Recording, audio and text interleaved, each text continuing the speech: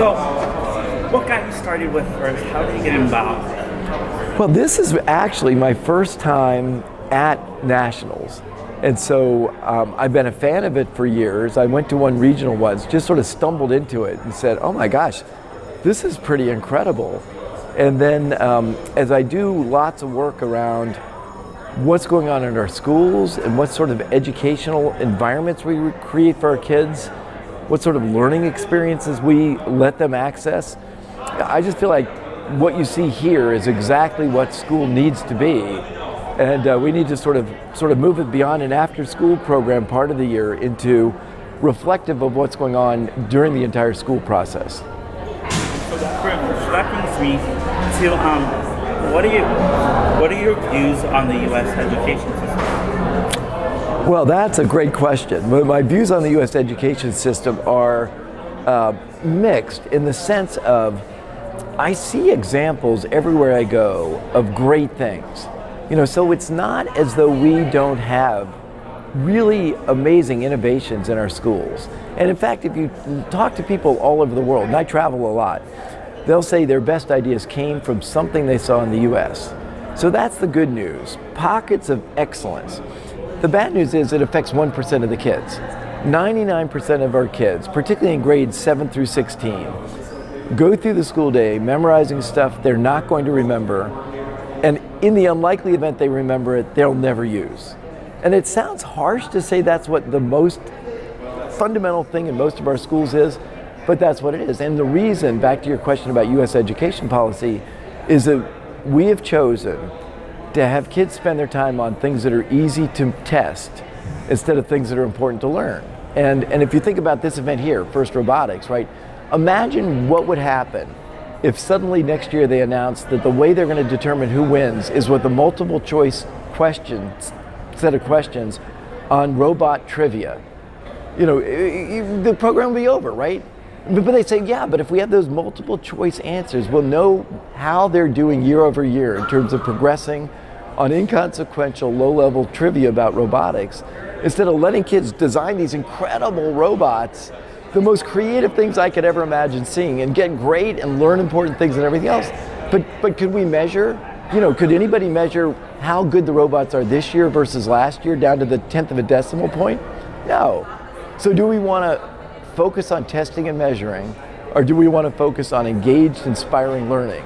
And I am doing my best to be a strong voice for engagement and inspiration. And I think that comes along with your film. How did you get started with doing this film and you being part of it? Well, I became increasingly concerned over sort of the last decade, and it was really driven by two things. One, because I spent my career in innovation. I was a venture capitalist, so I backed some of the most innovative countries and companies in the country. And there's a lot great about the breakthroughs in technology. But one thing that's happening is that if it's just a routine job, if it's just something where you're following instructions, that job will be gone. I mean, you see it no further than the floor here, right? Machine intelligence, smart software, robotics will replace every structured job in our economy over the next 10, 15, 20 years. That's a given. So then what happens, right? If you come through school just trained to follow instructions and memorize low-level content, you will be unemployed. You will not find your way forward. And so when I realized how many futures were at stake, it's not tens, it's not hundreds, it's millions and millions of kids' future is on the line here. So I got to do something. And then I thought, well, what can I do? And I felt like books and op-eds and things like that, they don't really make that much difference, but a really powerful emotional film could. And so then I had to search, found a great film team, backed them, worked with them for 2.5 years, and they delivered this film that premiered at Sundance, 25 major film festivals. It's been seen in almost 2,000 schools around the country. And it just completely resets people's thinking about what school should be about. So for the people that haven't seen the movie, tell us about it. Well, the heart and soul of the movie is following these two students. They're working on a project that's across disciplines where they have to build things, make things, have it work. It culminates in a big exhibition night. In the case of the film, it's not a robot. It's a complex wheel that tells the story of the rise and fall of key civilizations, but it could have been a robot. And I think here they say, robots aren't the end, they're the means to the end. They teach design thinking and collaboration and critical analysis and determination. It rewards determination and grit. But that's what you see. So you watch these students, and we started with 12 schools and 100 students, and we had 600 hours of footage, and it all turned into 90 minutes. But we got this incredible story of these two students and their challenges and what they had to do, and audiences love it. So it is a story first and foremost, but there are the connections to what's going on in today's schools and what's going on and what will influence the future of all of our kids. There's clear connections there in the film. So, what is it like being a producer? You know, well, first thing, Lee, is that the definition of producer varies more than you could ever imagine. And so, in my particular case, I worked really closely, but I supported my film team. I wanted to make it their film and not mine, because I felt like, just like in a team here, if an adult says, I'm running this team, they've taken all the learning and the joy, and I think the greatness out of what will get designed if you instead trust the students to do it. So not that my film team were students, they were total experts, but I trusted them. So I found them, I funded them, I explained the type of movie I was interested in and what types of schools would be good to film at. I lined up almost all the speakers that were interviewed, and just tried to help generally along the way. I worked on getting it, into the film festivals. So I was like a bit of a bag carrier. I'm like in the golf metaphor. I was like the caddy for this. But it was really a fun and great experience, and I'm really proud of the work they did. I think it is the best film ever done on school, and I think our audiences tell us that every time we show it. We had a great response here yesterday. Now, I'm going to bounce two questions off of that. It went to the Sundance Film Festival. Were you there? What was it like having your film there? Well, Sundance, first, it's 12,000 films were submitted that year. They pick 125, so it's a 1% accept rate. We did not just, most films when they're there do 5 screenings. We did a total of 9. That's the record in the 39-year history of the festival. We did our 5-core Sundance, but we did 4 other screenings in the community. We had one with 500 students there. And so we had 9 screenings, not one empty seat in 9 screenings, and people were just so excited. And so it just gave everybody an enormous amount of energy about what this film could do. And so Sundance is the top of the hill when it comes to documentaries. And so to be there and be part of that, and it's just like, it's a bit like walking around here. You see all these teams here doing the most amazing, passion-driven, creative work. Well, that's what you see at Sundance with all these films that people are doing. They're just really dedicated people that show in a regular way what people are capable of if you let them work on a problem they care about and give them space to be creative. And back to school, what do we do in our schools? We tell them what worksheets they have to grind through, and we tell them, please don't be creative, because that doesn't line up with standardized tests. So, you talked about having the movie shown here at the championship. What was it like? What kind of response did you get? I saw you had some people surrounding you. I know. It may be the first time anybody's ever asked me for an autograph, so which is really nice of people. But they were probably just saying, well, somebody better ask him, because you may hear from other people that we ask other people. But you just find, right, that I think, and I give the experience here credit, right, is that when you're on a FIRST Robotics team, and I give you credit, right? I mean, you're not excelling at what you're doing. You ask great questions, right? How much of the weight in school is on asking great questions? Next to none, right? But you ask really great questions. Well, I think in FIRST Robotics, you've got to question your teammates. You've got to question the process. You've got to question the design. And so it wasn't surprising that the students here ask really great questions, and substantially more interesting, engaged, thoughtful questions than I think what I'd find in most normal circumstances. And so, and I think they relate to it. They can sort of see in contrasting the experience they get at FIRST Robotics with traditional school, it's not a surprise to them that they are far more excited about it, that they are learning much more rapidly, they will retain it, and it will give them skills that will really matter in their life. And so So it was a great audience for this. So, tell me about your early career. Like, you have a lot. My early career, so I did really well in business. So many kids at early ages feel like they have to know what they were going to do. When I was 28 years old, if you had asked me what a business is, I probably wouldn't have been able to tell you.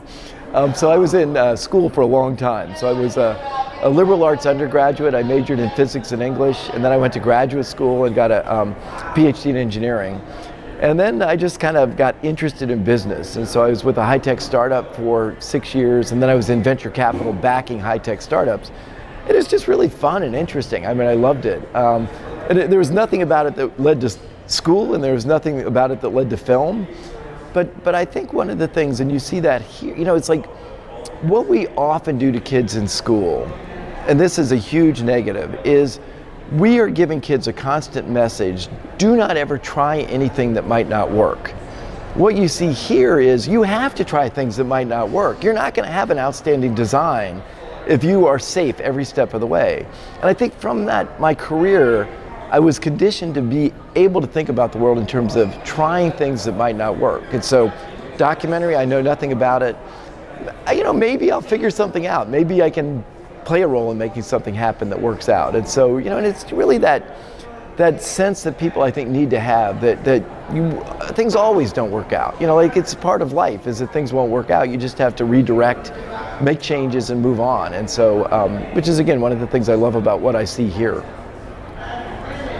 So, what is educating 21st century? Well, in the 20th century, the only place you could get facts and knowledge was at school, walk or drive or get yourself to a library, or if you were lucky enough to have a World Book encyclopedia at home. So you had very limited access to information.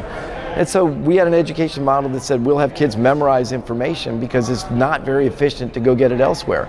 And we had jobs that relied on people that knew information, that had it in their head, instead of somebody who didn't, who would have to spend an hour or 2 hours chasing it down.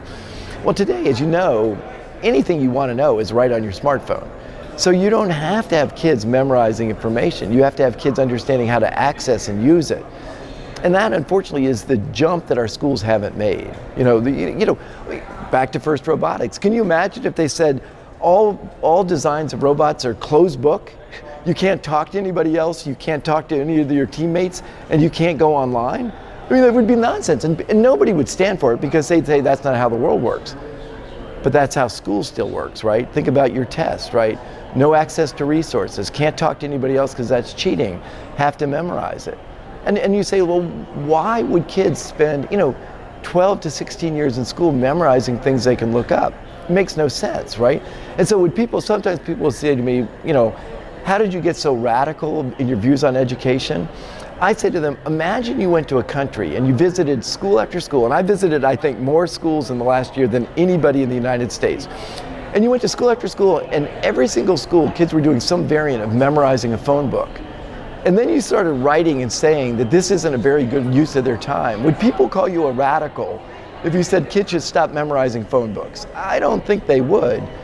But honestly, when I look at what's going on in most schools, we've got great anecdotes in the film about kids will cram, memorize, say it back on the test, and then you ask them 2 weeks later, what was in the course? They don't even remember what was in the course, let alone what they learned in it, let alone anything important. And that's what we do. And it's like, that's not okay, because that doesn't help you in life. So, the last question and the biggest question, what would you do if you ran the education system currently in the United States and you had this control over it? What would you do? Well, I think there'd be a lot of nervous people if that happened, if I were running education. But the thing I find, right, is that the amount of creativity and innovation in our students and our teachers is sky high. But what do we do instead? We tell them what they have to do instead of encourage them to do things they want to do. So I would reverse the order. I would say the bureaucrats need to stop telling everybody what to do, and they need to encourage people to invent and define their own problems and run with it, right? I would be willing to bet, Lee, that if in high school, and maybe this happened if you were lucky, but it probably didn't, that if you were in high school and somebody had given you the space to invent and create an initiative you were passionate about, you would have done something that would have blown people away. And you would have learned so much more, and it probably would have been aligned with something just like you might have, maybe you did run the high school newspaper, but you would have done something even bolder than what is going on. We cram all those opportunities out of the lives of our kids, and we're lucky that they can carve out some time for something like First Robotics, but for the most part, most kids are spending their time in high school from 7 a.m. till often 1 or 2 in the morning, memorizing a bunch of stuff they don't care about, and when they ask the question, when will I ever use this? The honest answer is you won't. And that's not okay, right? That's not okay. And so if I were running education, I would invert the model and I would say, the people higher up in the chain, your job and role is to encourage students and teachers to be innovative, to create initiatives that help kids learn important skills that the kids are really interested in, and then to hold them to a high standard. I'm not saying that kids should just, if you had this competition and everybody came here with robots that as soon as the bell rang, they all just collapsed, that wouldn't be real learning, right? But the standard here is sky high, but it's sky high because what you're doing is publicly displayed. People see it. It's there, right?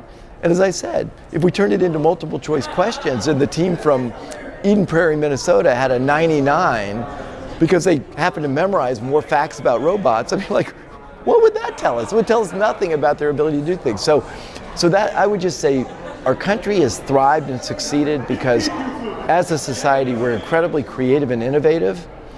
Why don't we leverage that in our schools? Why are we chasing Singapore and South Korea on test scores?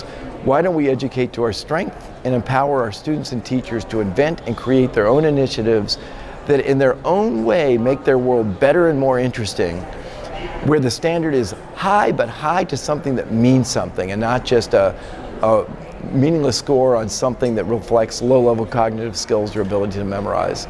And you know what? Here's what I'm optimistic about. I won't do it, right? But if somebody does, and it may not be the federal Department of Education head, but it may be some states, if we start seeing states say that to their principals, teachers, and students, we're going to be blown away. If school looked a lot more like First Robotics instead of a lot less like worksheets, we will be amazed at how many high school kids after high school can have great jobs with or without college, that can make the world better with or without college, that will have all the skills they need and the passion and curiosity and drive that is there in every 5-year-old, but which we successfully crush out of kids through this process that we call school, that I actually think is really not serving the interest of our kids. And I just think we have to flip that. We have to let the kids drive it, run with their passions, take on problems they believe are important and have a role in defining, and then get really good at learning the things they need to learn to make progress on those projects.